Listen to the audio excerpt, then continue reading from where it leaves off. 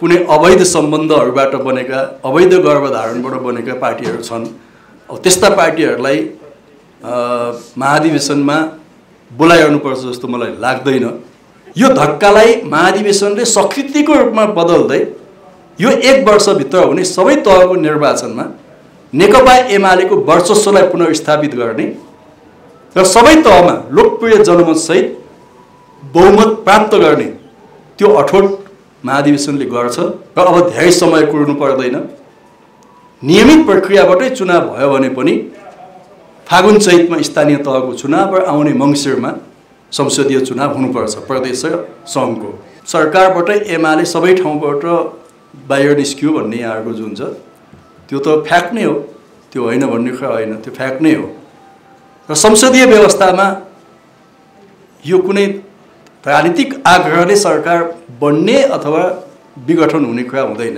नेकपा एमालेको विभाजनका निम्ति कसरी अवैध धन्दाहरू आए, कसरी अवैध ढङ्गले लसपस गरिए विभिन्न ठाउँमा र नेकपा एमालेको विभाजनका निम्ति र नेपालका संवैधानिक अङ्गहरू समेत यस काममा परिचालित भए षड्यन्त्रमूलक ढङ्गले। र यसपटकको महाधिवेशनमा हामीले सार्वजनिक ढङ्गले चन्दा आह्वान गरेका छैनौँ, तर स्थानीय पार्टी कमिटीहरूले त्यो काम केन्द्रको अनुमतिमा गर्न सक्छन्। यो महाधिवेशनको महत्त्वको बारेमा हामीले विज्ञप्तिमा केही कुरा उल्लेख गरेका छौँ। यहाँहरू सबैलाई थाहा छ, नेपालको कम्युनिस्ट आन्दोलन 70 वर्षभन्दा बढी 7 दशकभन्दा बढी लामो समय हामीले बितायौँ र यो अवधिमा अनेक पटक विभाजन र दर्जनौं पटक एकताको श्रृङ्खलाबाट हामी यहाँसम्म आएका छौँ। नेपालको कम्युनिस्ट आन्दोलनमा मूलत 2 खालका गलत विचारहरूसँग नेकपा एमाले जुझ्दै आएको छ। 2018 साल पछाडि विशेष गरिकन दक्षिणपन्थी अवसरवादसँग नेकपा एमाले जुझ्दै आयो र त्यसको एउटा विकसित रूप 2035 सालमा नेकपा मालेको गठन र 2047 सालमा त्यसलाई नेकपा एमालेको रूपमा एकीकरण प्रक्रियाबाट रूपान्तरण गर्यौँ हामीले। र त्यो क्रममा मूलत हामी दक्षिणपन्थी अवसरवादसँग जुध्यौँ। त्यो दक्षिणपन्थी अवसरवाद कतिपय पार्टीभित्र पनि थियो र कतिपय अन्य पार्टीहरूमा थियो। र पछिल्ला दिनमा फेरि हामीले उग्र वामपन्थी अतिवादसँग वैचारिक र राजनीतिक सङ्घर्ष गऱ्यौँ। त्यो मूलत 2052 सालदेखि तत्कालीन नेकपा माओवादीले सञ्चालन गरेको उहाँहरूको भाषामा जनयुद्ध एउटा हिंसात्मक सङ्घर्ष र त्यसले नेपाली समाजमा उत्पन्न गरेको अतिवादका विरुद्ध नेकपा एमाले एउटा वैचारिक राजनीतिक सङ्घर्ष अगाडि बढायो। र यस क्रममा हामीलाई जनताको बहुदलीय जनवादले मार्गनिर्देशन गर्यो र हामी दक्षिणपन्थी अवसरवादसँग लड्दा पनि र उग्र वामपन्थी अतिवादसँग लड्दा पनि नेपाली समाजको रूपान्तरण शान्तिपूर्ण वैधानिक र प्रगतिशील बाटोबाट प्रतिस्पर्धाको बाटोबाट हुन्छ भन्ने मान्यतालाई कहिले पनि छोडेनौँ। त्यो मान्यताका साथ नेकपा एमाले अगाडि बढ्दै आयो। त्यस क्रममा 5औं राष्ट्रिय महाधिवेशनमा कमरेड मदन भण्डारीको अगुवाईमा यो कार्यक्रमको रूपमा अगाडि आयो। 6औं महाधिवेशनले त्यसलाई थप उचाइ दियो। 7औं महाधिवेशनले अझ त्यसलाई परिष्कृत गर्दै अगाडि बढ्यौँ हामी। 8औं 9औं राष्ट्रिय महाधिवेशनसम्म आइपुग्दा जनताको बहुदलीय जनवादलाई कार्यक्रमको रूपमा मात्रै होइन नेपाली क्रान्तिको एउटा सिद्धान्तको रूपमा हामीले स्थापित गर्यौँ। त अघि दशरथजीले भनेको प्रश्न यहीँनिर आउँछ। तर अहिले हाम्रो पार्टीमा जुन गोदावरीमा सम्पन्न विधान राष्ट्रिय महाधिवेशनले पास गरेको राजनीतिक प्रतिवेदन छ अध्यक्ष कमरेडद्वारा प्रस्तुत, कमरेड केपी ओलीद्वारा प्रस्तुत, त्यो प्रतिवेदनमा हामी सर्वसम्मत ढङ्गले त्यसलाई पारित गरेका छौँ। र त्यो प्रतिवेदन विगतका राष्ट्रिय महाधिवेशनहरूको उचाइमा प्रस्तुत भएको छ र त्यसलाई अझै परिष्कृत गर्ने काम यो विधान महाधिवेशनले गरेको छ। त्यसको सार के हो भनेर अघि हामीले 2वटा बुँदामा भनेका छौँ। वैधानिक शान्तिपूर्ण र प्रतिस्पर्धाको बाटोबाट जनताको बहुदलीय जनवादलाई सुदृढ गर्दै समाजवादको आधार तयार गर्नु, आजको हाम्रो मुख्य राजनीतिक कार्यदिशा हो। यो कार्यदिशामा नेकपा एमाले भित्र आम सहमति छ भन्ने कुरा यहाँहरूले बुझिदिनु होला। म त्यो अनुरोध गर्न चाहन्छु। व्याख्या विश्लेषणमा जोडकोणमा अलिकति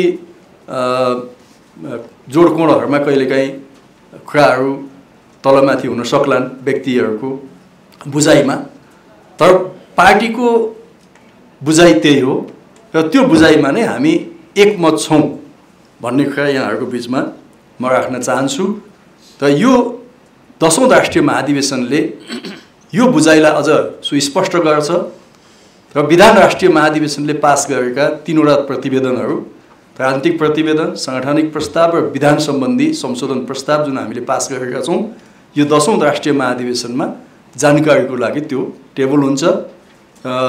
राष्ट्रिय महाधिवेशनको यो अधिकार, काम कर्तव्य अधिकारभित्र पर्ने कुरा हो। म त्यो कुरा यहाँहरूलाई राख्न चाहन्छु। अर्को कुरा, आज मुलुकमा जुन खालको एउटा राजनीतिक अनिश्चयको स्थिति पैदा भइरहेको छ, संविधान मिचिँदैछ, संवैधानिक अङ्गहरूमाथि एक किसिमले भन्ने हो भने कार्यपालिकाको हस्तक्षेप बढिरहेको छ, संवैधानिक अङ्गहरूमा स्वेच्छाचारिता बढिरहेको छ, अराजकता बढिरहेको छ। त्यसले एउटा संविधान र लोकतान्त्रिक प्रक्रियामाथि नै गम्भीर प्रश्नहरू उठिरहेका छन् अहिलेको यो गठबन्धन सरकार बनेपछि। यस्तो स्थितिमा मुलुकलाई सधैँ राख्नु हुँदैन, किनकि हामीले 72 सालमा संविधान निर्माणसँगै जुन 3 तहको चुनाव गऱ्यौँ र नेकपा एमालेको नेतृत्वको सरकारले संविधान अनुरूपका थुप्रै कानुनहरू बनायो।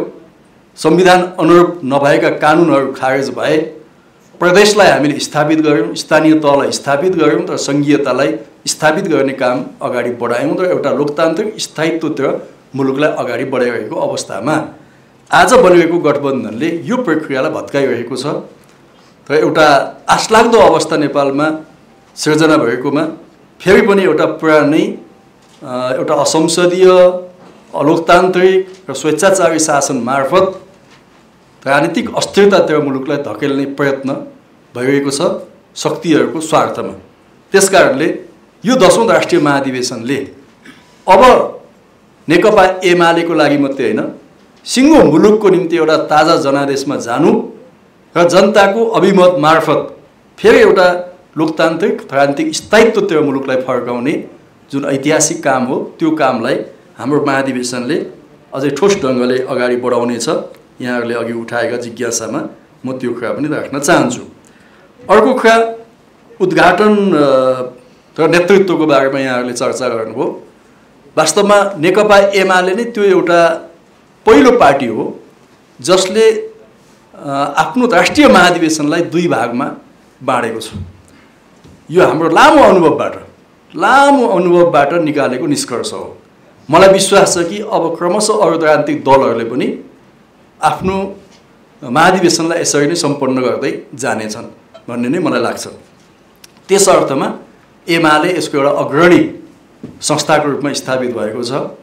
विधान राष्ट्रिय महाधिवेशन झन्डै 6000 प्रतिनिधिहरूको सहभागितामा लोकतान्त्रिक विधिबाट हामीले 3वटा दस्तावेजहरू सर्वसम्मत ढङ्गले पारित गरेका छौँ। जुन काम सधैँ हामी एउटै महाधिवेशनबाट गर्थ्यौँ, यसपटक विधान महाधिवेशन अलग्गै गऱ्यौँ तर त्यो काम सम्पन्न गरिसकेका छौँ। त्यसको अर्थ 10औं राष्ट्रिय महाधिवेशनमा ती पारित प्रतिवेदनहरू टेबल हुनेछन् जानकारीको लागि र त्यसपछि हरेक महाधिवेशनको अर्को एउटा कार्यभार हुन्छ कि नयाँ नेतृत्व चयन गर्ने, प्रतिवेदनहरू पास गर्ने, नयाँ नेतृत्व चयन गर्ने। यिनै 2टा मुख्य कार्यभार हुन् महाधिवेशनका। तपाईँ एकैपटक गर्नुहोस् अथवा अलग अलग गर्नुहोस्। त्यसो हुँदा पहिले नै हामीले यो सबै प्रतिवेदनहरू पास गरिसकेको सन्दर्भमा यो 10औं राष्ट्रिय महाधिवेशनको मूल कार्यभार भनेको नेतृत्वको निर्वाचन नै हो र विधान महाधिवेशनले पास गरेका दस्तावेजहरूलाई ओन गर्ने कुरा नै हो।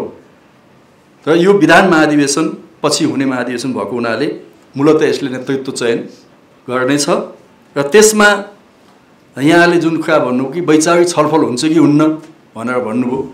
अब विधान महाधिवेशन पछिको झन्डै 2 महिनाको अवधिमा कुनै ठुला राजनीतिक घटनाक्रमहरू घटेका छन् र त्यसमा पार्टीले आफ्नो धारणा स्पष्ट गर्नुपर्ने छ भने पक्कै पनि त्यहाँ राजनीतिक प्रस्तावको रूपमा कतिपय कुराहरू आउन सक्छन्, तर पार्टीको वैचारिक राजनीतिक सिद्धान्त कार्यदिशाहरू भनेको 1 महिना 2 महिनामा बदलिने कुरा होइन। यो रणनीतिक महत्त्वका विषयहरूले मार्गनिर्देशन गर्छन्। त्यसो हुँदा विधान महाधिवेशनले पास गरेको राजनीतिक वैचारिक विषयवस्तुहरूले आउने महाधिवेशनलाई मार्गनिर्देशन गर्छ। त्यसमा हाम्रो महाधिवेशनमा छलफलको एजेन्डा हुने छैन। तर फेरि पनि भन्न चाहन्छु, त्यसको मतलब अति आवश्यक विषयहरूमा छलफल हुँदैन भन्ने होइन। छलफल हुन्छ, आवश्यक पर्यो भने यो 2 महिनाको अवधिमा घटेका घटनाहरू, पार्टीले स्पष्ट गर्नुपर्ने धारणाहरू, कतिपय विधान महाधिवेशनले अस्पष्ट गरेको छ भने त्यसलाई अझ स्पष्ट गर्नुपर्ने कुराहरू त्यहाँ प्रस्तुत हुन्छन्। आवश्यक पर्यो भने छलफल पनि हुन्छन्। त्यसैले यसलाई वैचारिक शून्यताको महाधिवेशन भनेर यहाँहरूले नबुझिदिनु होला। यो महाधिवेशनको निरन्तरता हो। विधान महाधिवेशनसँगै हुने एउटा महाधिवेशन भएको हुनाले यसलाई 2 भाग गरेर अलग ढङ्गले छुट्याएर हेर्नु हुँदैन। यो 2टा महाधिवेशन एउटै हो भनेर यहाँहरूले बुझिदिनु भयो भने यो स्पष्ट हुनेछ भन्ने म यहाँहरूलाई राख्न चाहन्छु।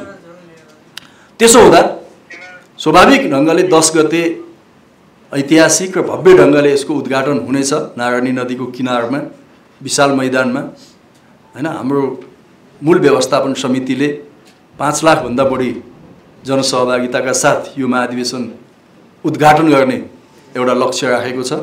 त्यसअनुसार यो हुने नै छ। र त्यसपछि मूलतः महाधिवेशनको कार्यभार भनेको निर्वाचन नै हो र त्यसपछि निर्वाचनको कार्यतालिका अनुसार नै महाधिवेशन अगाडि बढ्नेछ र त्यो कार्यतालिका केन्द्रीय निर्वाचन आयोग मार्फत यहाँहरूले जानकारी पाउनुहुनेछ, पार्टीले जानकारी दिनेछ। त्यो कुरा पनि म यहाँहरूलाई राख्न चाहन्छु। अब जहाँसम्म बाँकी रहेका पालिका र वडा अधिवेशनहरूको कुरा छ, हामीले 6 गते वडाको अधिवेशन, कार्तिक 6 गते र 9 गते पालिका स्तरको अधिवेशन तोकेका थियौँ। अब दसैँको बिदा, अरू कतिपय बिदाहरू, पार्टीको आन्तरिक व्यवस्थापनको कारणले सबै ठाउँमा यो सम्पन्न भएको छैन, कतिपय ठाउँमा बाँकी छ। त्यसको मतलब म एक्ज्याक्ट अहिले भन्न सक्दिनँ, तर मलाई लाग्छ कि झन्डै 80% भन्दा बढी वडामा र स्थानीय पालिकामा अधिवेशनहरू सम्पन्न भएका छन्। हामी तिहार लगत्तै यसको जानकारी यहाँहरूलाई दिन्छौँ। कतिवटा वडामा को नेतृत्व आयो, पालिकामा को नेतृत्व आयो, त्यसको जानकारी हामी दिन्छौँ। र बाँकी जति पनि अधिवेशन गर्न बाँकी छ त्यसलाई केन्द्रीय कमिटीले के भनेको छ भने आउने 25 गतेभित्र, यही कार्तिक 25 गतेभित्र बाँकी भएका वडा र पालिका अधिवेशन सम्पन्न गर्नु भनेर निर्देशन गरेको छ। र अहिले हाम्रा मातहत कमिटीहरू, स्थानीय तहका कमिटीहरू त्यो बाँकी अधिवेशनहरूलाई सम्पन्न गर्न लागि पर्नु भएको छ। म यहाँहरूलाई त्यो निवेदन गर्न चाहन्छु। अब जहाँसम्म प्रमुख राजनीतिक दलहरूलाई निमन्त्रणा दिने कुरामा एकीकृत समाजवादीको नाम पनि पत्रकार साथीले लिनुभएको छ। प्रमुख राजनीतिक दलहरूलाई हामीले यसमा आमन्त्रण गर्छौँ, नेपालका प्रमुख राजनीतिक दलहरू। अब प्रमुख राजनीतिक दलहरूको पहिचान स्पष्ट छ, ठेगाना कतिपय राजनीतिक दलहरूको पहिचान र ठेगाना स्पष्ट छैन, हैन। पत्राचार गर्ने ठाउँहरू पनि स्पष्ट छैन, पत्राचार गर्नुपर्ने पहिचानहरू पनि स्पष्ट भएको छैन। कुनै अवैध सम्बन्धहरूबाट बनेका, अवैध गर्भधारणबाट बनेका पार्टीहरू छन्। अब त्यस्ता पार्टीहरूलाई महाधिवेशनमा बोलाइरहनुपर्छ जस्तो मलाई लाग्दैन। पहिचान र ठेगाना स्पष्ट भएका प्रमुख राजनीतिक दलहरू यो महाधिवेशनमा भाग लिनेछन्।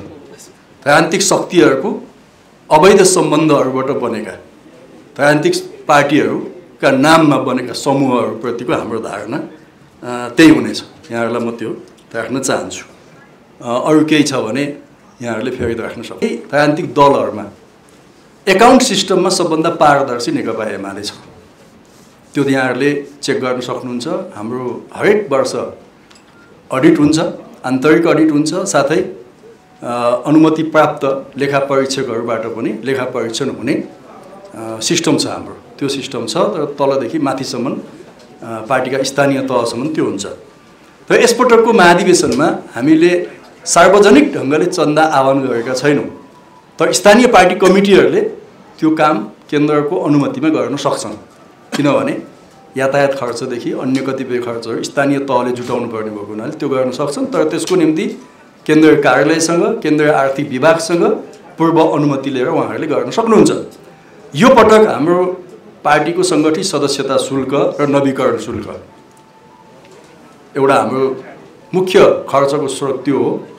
अहिले नै म भन्न सक्दिनँ, तर त्यसबाट नेकपा एमाले वार्षिक करोडौँ रुपियाँ केन्द्रीय कोषमा जम्मा गर्छ र त्यस बापत केही रकम प्रदेश कमिटीमा हुन्छ, केही रकम जिल्ला कमिटीमा हुन्छ, केही रकम तल स्थानीय कमिटीमा पनि हुन्छ र नेकपा एमालेको मूल आर्थिक स्रोत त्यो हो। दोस्रो, हामीले प्रतिनिधि शुल्कहरू राखेका छौँ। स्वतः प्रतिनिधि हुने जस्तो केन्द्रीय कमिटी, केन्द्रीय निकायबाट जो स्वतः प्रतिनिधित्व गर्नुहुन्छ उहाँहरूलाई 3000 प्रतिनिधि शुल्क तोकिएको छ र तल निर्वाचित भएर आउने प्रतिनिधिको निम्ति 2000 प्रतिनिधि शुल्क तोकिएको छ र यो स्रोतबाट नै हामीले महाधिवेशनलाई सम्पन्न गर्छौँ।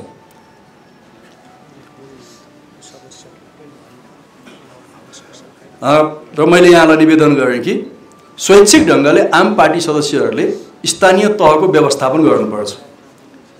जस्तो चितवनमा बुटवलबाट गाडीहरू आउलान्, नेपालगञ्जबाट गाडीहरू आउलान्, झापाबाट गाडीहरू आउलान्, काठमाडौँबाट गाडीहरू जान्छन् हैन।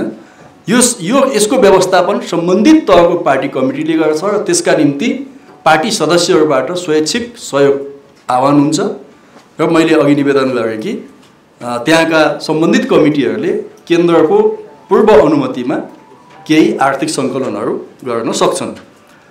अब सरकारबाट एमाले सबै ठाउँबाट बाहिर निस्कियो भन्ने यहाँहरूको जुन छ त्यो त फ्याक्ट नै हो, त्यो होइन भन्ने कुरा होइन, त्यो फ्याक्ट नै हो। र संसदीय व्यवस्थामा यो कुनै राजनीतिक आग्रहले सरकार बन्ने अथवा विघटन हुने कुरा हुँदैन। संसदीय व्यवस्थामा संसदको गणितीय अवस्थाबाट यो कुरा निर्धारण हुन्छ। अघि हामीले विज्ञप्तिमा उल्लेख गरेका छौँ नेकपा एमालेको विभाजनका निम्ति कसरी अवैध धन्दाहरू भए, कसरी अवैध ढङ्गले लसपस गरिए विभिन्न ठाउँमा र नेकपा एमालेको विभाजनका निम्ति र नेपालका संवैधानिक अङ्गहरू समेत यस काममा परिचालित भए षड्यन्त्रमूलक ढङ्गले। त्यसकारणले सङ्घीय संसदमा, खास गरी प्रतिनिधि सभामा र प्रदेश सभामा गणितहरू हेरफेर भए। त्यसकारणले नेकपा एमाले सरकारभन्दा बाहिर छ र आज सबै ठाउँमा प्रमुख प्रतिपक्षी दलको हैसियतमा नेकपा एमाले छ। प्रतिनिधि सभामा, राष्ट्रिय सभामा सबैभन्दा ठुलो दलको रूपमा आज पनि हामी कायम छौँ र अधिकांश प्रदेशमा पनि सबैभन्दा ठुलो दलको रूपमा हामी कायम छौँ। यो घटनालाई एउटा संसदीय प्रक्रियाको रूपमा बुझेका छौँ, तर यो घटना उत्पन्न हुनुको पछाडिका राजनीतिक षड्यन्त्रहरू के थिए भन्ने पनि नेकपा एमाले बुझेको छ। त्यो राजनीतिक षड्यन्त्रका कारणले नेकपा एमालेलाई जुन धक्का लागेको छ, यो महाधिवेशनले त्यो धक्कालाई शक्तिमा बदल्ने अठोट गर्छ र अब धेरै समय कुर्नु पर्दैन। नियमित प्रक्रियाबाटै चुनाव भयो भने पनि फागुन चैतमा स्थानीय तहको चुनाव र आउने मङ्सिरमा संसदीय चुनाव हुनुपर्छ। प्रदेश र सङ्घको 1 वर्ष हो बढीमा। यो धक्कालाई महाधिवेशनले स्वीकृतिको रूपमा बदल्दै यो 1 वर्षभित्र हुने सबै तहको निर्वाचनमा नेकपा एमालेको वर्चस्वलाई पुनर्स्थापित गर्ने र सबै तहमा लोकप्रिय जनमतसहित बहुमत प्राप्त गर्ने त्यो अठोट महाधिवेशनले गर्छ र नेकपा एमाले फेरि एउटा लोकतान्त्रिक विधि प्रक्रिया र प्रतिस्पर्धाबाट सत्तासीन हुन्छ भन्ने कुरा यहाँहरूलाई म राख्न चाहन्छु।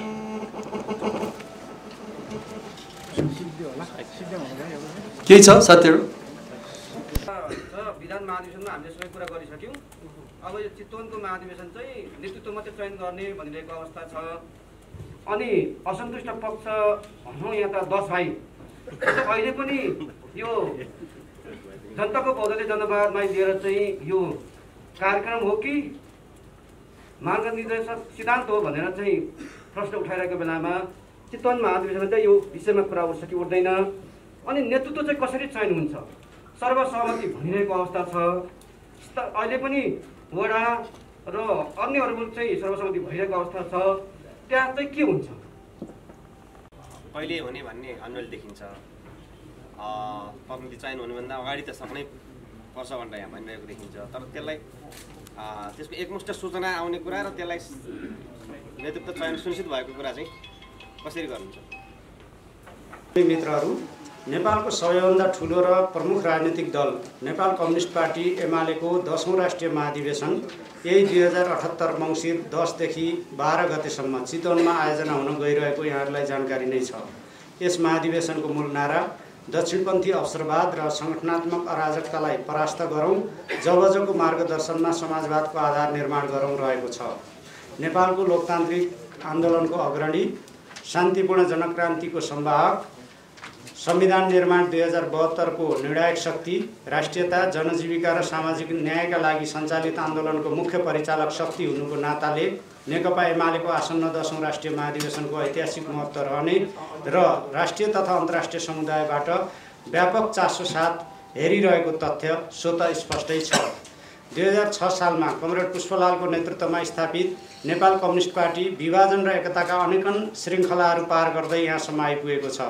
दक्षिणपन्थी अवसरवाद र उग्र वामपन्थी अतिवादसँग वैचारिक तथा राजनीतिक सङ्घर्ष गर्दै नेपाली धरतीमा मार्क्सवादको सृजनात्मक प्रयोग र विकासको सिलसिलामा जननेता मदन भण्डारीको नेतृत्वमा जनताको बहुदलीय जनवाद स्थापित भएको र जब नेपाली क्रान्तिको सिद्धान्तका रूपमा सर्वस्वीकार्य भएको छ। विभाजित कम्युनिस्ट आन्दोलनलाई एकताबद्ध गर्न नेकपा एमाले सुरुदेखि नै पहल गर्दै आएको छ। 2075 जेठ 3 गते नेकपा एमाले र माओवादी केन्द्रका बीचमा पार्टी एकीकरण गरी नेपाल कम्युनिस्ट पार्टी नेकपाका रूपमा पार्टीलाई रूपान्तरण गरेर एकताको नयाँ उचाइ प्राप्त गरेको सबैलाई विदितै छ। नेकपाभित्र उत्पन्न आन्तरिक समस्या, गुटबन्दी र फुटप्रस्त चिन्तन र व्यवहारले एकताको त्यस अभियानमा केही ठेस लागे तापनि कमरेड पुष्पलाल, मनमोहन अधिकारी र मदन भण्डारीको नेतृत्वमा स्थापित विरासत र पछिल्लो एकीकरणका रूपमा कायम नेकपाको निरन्तरता र सच्चा उत्तराधिकारी यति बेला नेकपा एमाले नै हो। कम्युनिस्ट आन्दोलनमा देखिएका सबै खाले वैचारिक विचलन विरुद्ध सङ्घर्ष गर्दै फेरि पनि कम्युनिस्ट आन्दोलनलाई एकताबद्ध गर्ने ऐतिहासिक अभिभारा पनि नेकपा एमालेकै काँधमा रहेको छ। 10औं राष्ट्रिय महाधिवेशनले यस आवश्यकतालाई अझ ठोस ढङ्गले अघि बढाउनेछ। वर्तमान सरकार गठन भए पश्चात संवैधानिक व्यवस्था कमजोर हुँदै गएको छ। सङ्घीय संसदलाई सरकारको लाचार छाया बनाइएको छ। संवैधानिक निकायहरूलाई कमजोर र अस्तव्यस्त बनाइएको छ। नेकपा एमाले नेतृत्वको सरकारले गरेका विकास निर्माण र जनपक्षीय कामहरूलाई उल्टाएर विनियोजित बजेट समेत कटौती गरिएको छ। संसदमा रहेका विधेयकहरूलाई फिर्ता गरेर अध्यादेश मार्फत अलोकतान्त्रिक र स्वेच्छाचारी रूपमा शासन सञ्चालन गरिँदैछ। नेकपा एमालेको विभाजनका लागि असंवैधानिक हरकत मात्र गरिएको छैन, राज्यका संवैधानिक निकायहरूलाई दुरुपयोग समेत गरिएको छ र अनेक शक्तिका बीचमा षड्यन्त्रपूर्ण साँठगाँठ गरिएको छ। यसरी संविधान कार्यान्वयनसँगै बिस्तारै बन्दै गएको लोकतान्त्रिक राजनीतिक स्थायित्वलाई पुरै धराशायी बनाएर मुलुकलाई पुरानै अस्थिरतातर्फ धकेलिँदैछ। वर्तमान सरकारका कारण सर्वत्र उत्पन्न विसङ्गतिको अन्त्य गरी फेरि पनि लोकतान्त्रिक राजनीतिक स्थायित्वको लागि ताजा जनादेशभन्दा अर्को कुनै विकल्प छैन। 10औं राष्ट्रिय महाधिवेशनले यस दिशामा ठोस धारणा बनाउनेछ र तिनै तहका निर्वाचनमा नेकपा एमालेको लोकप्रिय बहुमत हासिल गर्न सम्बद्ध पार्टी पङ्क्तिमा असाधारण उत्साह र ऊर्जा पैदा गर्नेछ। 10औं राष्ट्रिय महाधिवेशनले मूलतः नयाँ नेतृत्व निर्वाचित गर्नेछ। 2078 असोज 15 देखि 17 गतेसम्म सम्पन्न विधान महाधिवेशनले पार्टीको राजनीतिक प्रतिवेदन, संगठनात्मक प्रस्ताव र विधान पारित गरिसकेको यहाँहरूलाई अवगतै छ। संवैधानिक, शान्तिपूर्ण एवं लोकतान्त्रिक प्रतिस्पर्धाका माध्यमबाट समाजका सबै क्षेत्रमा श्रेष्ठता हासिल गर्दै राज्य संरचनामा श्रमजीवी वर्गको वर्चस्व विस्तार गर्नु, तीव्र आर्थिक वृद्धि र न्यायोचित वितरणबीच समुचित सन्तुलन कायम गर्नु, राज्यका सबै अङ्गको लोकतान्त्रिक रूपान्तरण गर्ने र जनताको बहुदलीय जनवादी कार्यक्रम लागू गर्दै समाजवादको आधार तयार गर्ने, संवैधानिक, शान्तिपूर्ण र लोकतान्त्रिक प्रतिस्पर्धाको बाटोबाट जनताको बहुदलीय जनवादको कार्यक्रम लागू गर्दै राष्ट्रिय पुँजीको विकास गर्नु र समाजवादको आधार निर्माण गर्नु हामीले अवलम्बन गरेको राजनीतिक कार्यदिशाको सार हो भनी राजनीतिक कार्यदिशालाई राजनीतिक प्रतिवेदनले स्पष्ट गरेको छ। प्रतिवेदनले पार्टीलाई एकताबद्ध, सुदृढ, व्यापक र जनआधारित बनाउने, आगामी निर्वाचनमा पार्टीलाई बहुमत प्राप्त पहिलो शक्तिका रूपमा स्थापित गर्ने, दक्षिणपन्थी अवसरवादी गठबन्धन र त्यसले सञ्चालन गरेको सरकारका गलत कामको विरोध गर्ने, राष्ट्रियताको सुदृढीकरण, राष्ट्रिय हितको रक्षा र राष्ट्रिय स्वाभिमान अभिवृद्धि गर्ने, लोकतन्त्रको सुदृढीकरण, संविधानको रक्षा र विकास एवं राजनीतिक स्थायित्वको सम्वर्धन गर्ने, मौलिक सांस्कृतिक मूल्यहरूको सम्वर्धन र सांस्कृतिक रूपान्तरण, आर्थिक विकास र समृद्धिको यात्रालाई निरन्तर अगाडि बढाउने गरी आगामी कार्यभार निश्चित गरेको छ। सङ्गठनात्मक प्रस्तावमा आजको सन्दर्भमा पार्टी निर्माण र सङ्गठन व्यवस्थापन कार्यलाई वैचारिक स्पष्टता, बुझाइ र गहिराइमा एकरूपता, राज्य संरचना सापेक्ष पार्टी सङ्गठनको संरचना, नीति र विधि निर्माणमा केन्द्रित विधान महाधिवेशनको आयोजना, सकारात्मक सोच र रचनात्मक व्यवहारको विकास, विधिसम्मत पार्टी सञ्चालन, पार्टी सदस्यता विस्तार र गुणस्तरमा वृद्धि, सङ्गठनात्मक अराजकता र अवसरवाद विरुद्ध वैचारिक सङ्घर्ष, आर्थिक सामाजिक विकासमा अगुवाई गर्ने पार्टी पङ्क्तिको निर्माण, पार्टी सम्बद्ध जनसङ्गठनहरूबीच घनिष्ठ सम्बन्ध र समन्वय, पार्टी जीवनको लोकतान्त्रिकरणको सृजनात्मक प्रयोग, पारदर्शिता, असल आचरण र जीवनशैलीको विकास, नेतृत्व विकास र हस्तान्तरणको विधिसम्मत प्रणाली, जनसम्बन्धको विकास र विस्तार, सामाजिक र सामुदायिक सङ्गठनमा पार्टी नेतृत्व स्थापित गर्ने, समग्र प्रवासको कामको व्यवस्थापन, संसदीय क्षेत्र सरकार र पार्टी कामको संयोजन, विभिन्न तहको निर्वाचनको तयारी, जनसरोकारका कामका क्षेत्रमा पार्टीको नेतृत्व स्थापित गर्ने, सामाजिक सेवा र लोक कल्याणकारी कार्य गर्ने र पार्टीको केन्द्रीय कार्यालयको भवन निर्माण गर्न जोड दिइएको छ। विधान महाधिवेशनले पारित गरेको नयाँ विधानको व्यवस्था अनुसार 10औं राष्ट्रिय महाधिवेशनले अध्यक्ष, वरिष्ठ उपाध्यक्ष सहित 5 जना, उपाध्यक्ष, महासचिव, उपमहासचिव र 7 जना सचिव गरी 15 जना पदाधिकारी सहितको 225 सदस्यीय केन्द्रीय कमिटी निर्वाचित गर्नेछ। 1/3 महिला सहित नेपालको सामाजिक र वर्गीय विविधताको प्रतिनिधित्व हुने गरी केन्द्रीय कमिटी समावेशी हुनेछ। यसैगरी महाधिवेशनले 15 सदस्यीय अनुशासन आयोग र लेखा आयोगको पनि चयन गर्नेछ। नेतृत्व निर्वाचनको कार्य इलेक्ट्रोनिक भोटिङ मेसिन मार्फत हामीले भोटिङको प्रयोग गरी सम्पन्न गर्ने तयारी गरेका छौँ। विधान महाधिवेशनले पारित गरेका राजनीतिक, साङ्गठनिक तथा विधान सम्बन्धी उपयुक्त व्यवस्थाको बुझाइमा एकरूपता कायम गर्दै तिनको वैचारिक, राजनीतिक तथा साङ्गठनिक जगमा नेकपा एमालेलाई थप सुदृढ र एकताबद्ध गर्न 10औं राष्ट्रिय महाधिवेशनले ठोस रूपमा मार्गदर्शन गर्नेछ। मूल व्यवस्थापन समितिको कार्यालय भरतपुर स्थित नेकपा एमालेको जिल्ला पार्टी कार्यालयमा अध्यक्ष कमरेड केपी शर्मा ओलीले कार्तिक 15 गते शुभारम्भ गरिसक्नु भएको छ र त्यहीँबाट अहिले आवश्यक तयारी कार्यहरूको संयोजन भइरहेको छ। तिहार लगत्तै सौराहामै उक्त कार्यालय पनि सार्ने योजना रहेको छ। महाधिवेशनको उद्घाटन नारायणी नदीको किनारमा अवस्थित विशाल मैदानमा गरिनेछ। त्यस प्रयोजनका लागि मैदानलाई सम्याउने र खाल्डाखुल्डी पुर्ने लगायतका कार्यहरू गर्नका निम्ति सम्बन्धित निकायहरूलाई अनुरोध गरी कार्य भइरहेको छ। पार्टीको महाधिवेशनको बन्द सत्र सौराहा स्थित हात्तीसारमा सम्पन्न गर्ने गरी संरचना निर्माणको काम अघि बढाइनेछ र प्रतिनिधिहरूलाई सौराहा स्थित होटलहरूमा बसोबासको व्यवस्था गरिनेछ। केन्द्रीय कमिटी बैठकद्वारा गठित 10औं राष्ट्रिय मूल व्यवस्थापन समिति, 10औं राष्ट्रिय महाधिवेशन मूल व्यवस्थापन समिति यस प्रकार रहेको छ। संयोजक रामबहादुर थापा बादल, सहसंयोजक सुरेन्द्र प्रसाद पाण्डे, सचिव विष्णु रिमाल, सदस्यहरू अष्टलक्ष्मी साक्य, पृथ्वी सुब्बा गुरुङ, योगेश भट्टराई, रघुजी पन्त, छविलाल विश्वकर्मा, रघुवीर महासेठ, काशीनाथ अधिकारी, भानुभक्त ढकाल, एमलाल कँडेल, राजन भट्टराई, शेरबहादुर तामाङ, विनोद श्रेष्ठ, आनन्द पोखरेल, देवी गेवाली, सीता पौडेल, कपिल पोखरेल, लीला गिरी, दीपक देवकोटा, कृष्ण भक्त पोखरेल र पार्वती रावल गरी 23 जना। महाधिवेशनको व्यवस्थित आयोजना सम्बन्धी कामलाई संयोजन गर्न निम्न बमोजिम कमरेडहरूलाई उपसमिति संयोजनको जिम्मेवारी तोकिएको छ र मूल व्यवस्थापन समितिको आगामी बैठकमा सदस्यहरूको नाम प्रस्ताव गरी निर्णय लिनेछ। यसमा संयोजकहरू देहाय बमोजिम हुनुहुन्छ। प्रतिनिधि व्यवस्थापन विष्णु प्रसाद पौडेल र सङ्गठन विभागले यो काम गर्नुहुनेछ। जनपरिचालन चाहिँ सुरेन्द्र प्रसाद पाण्डे र सदस्यहरूमा पृथ्वी सुब्बा गुरुङ, छविलाल विश्वकर्मा, रघुवीर महासेठ, लीला गिरी, एमलाल कँडेल, आनन्द प्रसाद पोखरेल, दीपक देवकोटा, सीता पौडेल, देवी गेवाली र कपिल पोखरेल रहनुभएको छ र अरू सदस्यहरू माथि भनिसकिएको छ। प्रचारको संयोजन कमरेड योगेश भट्टराईले गर्नुहुनेछ। आर्थिक विष्णु रिमाल, यातायात काशीनाथ अधिकारी, आवास कृष्णभक्त पोखरेल, स्वयंसेवक विनोद श्रेष्ठ, खाद्य कपिल पोखरेल, पार्वती रावल, मञ्च व्यवस्थापन शेरबहादुर तामाङ, अतिथि सत्कार डाक्टर राजन भट्टराई, सांस्कृतिक रघुजी पन्त, देवी गेवाली, स्वास्थ्य भानुभक्त ढकाल र मूल व्यवस्थापन समितिको कार्यालय चाहिँ कपिल पोखरेलले हेर्नुहुनेछ। महाधिवेशनका प्रतिनिधिको निर्वाचन आगामी कार्तिक 27 गते देशैभरि एकसाथ देहाय बमोजिम गरिनेछ। केन्द्रीय सल्लाहकार परिषदका पदाधिकारी समेत सदस्यहरूमध्येबाट निर्वाचित हुने 15 जना प्रतिनिधि, सल्लाहकार परिषदका अन्य सदस्यहरू राष्ट्रिय महाधिवेशनमा सहभागी हुने तर उहाँहरूलाई मताधिकार नहुने।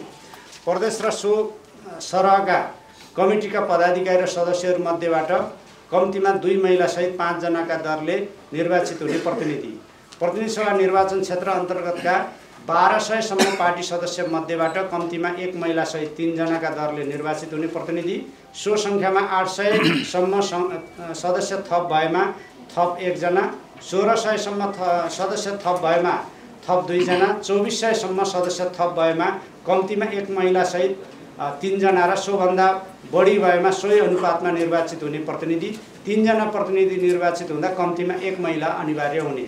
देशभित्रका विशेष जिल्ला अन्तर्गतका 1200 सम्म पार्टी सदस्य मध्येबाट कम्तीमा 1 महिलासहित 3 जनाका दरले निर्वाचित हुने प्रतिनिधि, सो सङ्ख्यामा 800 सम्म थप सदस्य थप भएमा थप 1 जना, 1600 सम्म सदस्य थप भएमा थप 2 जना, 2400 सम्म सदस्य थप भएमा कम्तीमा 1 महिलासहित 3 जना र सोभन्दा बढी भएमा सोही अनुपातमा निर्वाचित हुने प्रतिनिधि, 3 जना प्रतिनिधि निर्वाचित हुँदा कम्तीमा 1 महिला अनिवार्य हुने।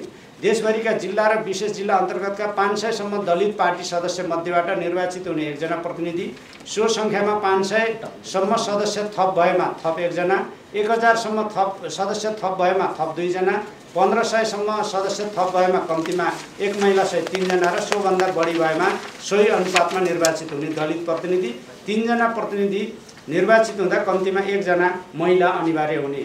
भूगोलका प्रदेश अन्तर्गतका मजदुर पार्टी सदस्य मध्येबाट कम्तीमा 3 महिलासहित 7 जनाका दरले निर्वाचित हुने प्रतिनिधि, भारत, अमेरिका, क्यानाडा समेत युरोप, एसिया, पेसिफिक, खाडी र ओसियाना मध्ये प्रत्येकका पार्टी सदस्यहरूमध्येबाट कम्तीमा 2 महिलासहित 5 जनाका दरले निर्वाचित हुने प्रतिनिधि, पार्टीका केन्द्रीय विभाग र केन्द्रीय कार्यालय अन्तर्गतका पार्टी सदस्यहरूबाट निर्वाचित हुने कम्तीमा 2 महिलासहित 5 जना प्रतिनिधि, विभागका सचिव र सदस्यहरू विभाग र केन्द्रीय कार्यालय वा आफ्नो पार्टी सदस्यता कायम रहेको मध्ये कुनै एक स्थानबाट उम्मेदवार बन्न सक्ने। स्वदेशका देहाय बमोजिमका 22 जनसङ्गठनका केन्द्रीय कमिटीमा कार्यरत पार्टी सदस्यहरूबाट कम्तीमा 2 महिलासहित 5 जनाका दरले निर्वाचित प्रतिनिधि, जनसङ्गठनहरू नेपाल ट्रेड युनियन महासङ्घ, अखिल नेपाल किसान महासङ्घ, अखिल नेपाल महिला सङ्घ, अखिल नेपाल राष्ट्रिय स्वतन्त्र विद्यार्थी युनियन, राष्ट्रिय युवा सङ्घ नेपाल, राष्ट्रिय जनसांस्कृतिक महासङ्घ नेपाल, लोकतान्त्रिक मधेसी सङ्गठन नेपाल, खेलकुद महासङ्घ, आदिवासी जनजाति महासङ्घ नेपाल, पेसागत महासङ्घ नेपाल, नेपाल उत्पीडित जातीय मुक्ति समाज, नेपाल मुस्लिम इत्याद सङ्गठन, प्रेस चौतारी नेपाल, नेपाल भूमिहीन सुकुम्बासी सङ्गठन, लोकतान्त्रिक अपाङ्ग सङ्गठन, नेपाल बुद्धिजीवी परिषद, प्रगतिशील पेसागत कानुन व्यवसायी सङ्गठन, नेपाल राष्ट्रिय भूतपूर्व सैनिक तथा प्रहरी सङ्गठन, नेपाल उद्योग व्यवसायी महासङ्घ, प्रगतिशील इन्जिनियर्स एसोसिएसन नेपाल, मानव अधिकार एलायन्स र राष्ट्रिय स्वास्थ्य कर्मी सङ्घ नेपाल। 10औं राष्ट्रिय महाधिवेशनमा विदेशी पाहुनाहरूलाई सहभागी बनाउन पत्राचार गरिएको छ। यसका लागि नेकपा एमालेसँग भाइचारा सम्बन्ध रहेका विभिन्न मुलुकका पार्टीहरू, मैत्रीपूर्ण सम्बन्ध रहेका पार्टीहरू, दक्षिण एसियाका सत्तारूढ दल र विपक्षी दलहरू तथा आइसिएपिपीका थाई कमिटीका सदस्यहरूलाई निमन्त्रणा गरिएको छ। निमन्त्रणा गरिएका पार्टीहरूबाट सकारात्मक सन्देश प्राप्त भएको पनि जानकारी गराउन चाहन्छौँ। यस्तै नेपालका प्रमुख राजनीतिक दलहरूलाई पनि निमन्त्रणा गरिनेछ। यसैगरी नेपाल स्थित विभिन्न कूटनीतिक निकायका प्रमुखहरूलाई पनि 10औं महाधिवेशनमा निमन्त्रणा गरिनेछ। अन्त्यमा नेपालकै मध्यभाग र प्रसिद्ध पर्यटकीय गन्तव्य चितवनमा सम्पन्न हुने नेकपा एमालेको 10औं राष्ट्रिय महाधिवेशनले मुलुकको राष्ट्रिय राजनीतिलाई सकारात्मक दिशा दिनेछ। आगामी मङ्सिर 10 गते भरतपुर स्थित नारायणी नदीको किनारमा अवस्थित विशाल मैदानमा पार्टी अध्यक्ष कमरेड केपी शर्मा ओलीले एक भव्य समारोहका बीच महाधिवेशनको उद्घाटन गर्नुहुनेछ। महाधिवेशनलाई भव्य एवं ऐतिहासिक रूपले सफल गर्न पार्टीका सम्पूर्ण सदस्य तथा आम जनसमुदायहरूमा हामी हार्दिक अनुरोध गर्दछौँ। साथै सञ्चारकर्मी मित्रहरूबाट आवश्यक सहयोग, सुझाव र रचनात्मक टिप्पणीको अपेक्षा गर्दछौँ। दीपावली, नेपाल सम्वत तथा छठका अवसरमा सबैमा हार्दिक शुभकामना व्यक्त गर्दछौँ। योगेश भट्टराई, प्रमुख केन्द्रीय प्रचार विभाग, नेकपा एमाले। धन्यवाद।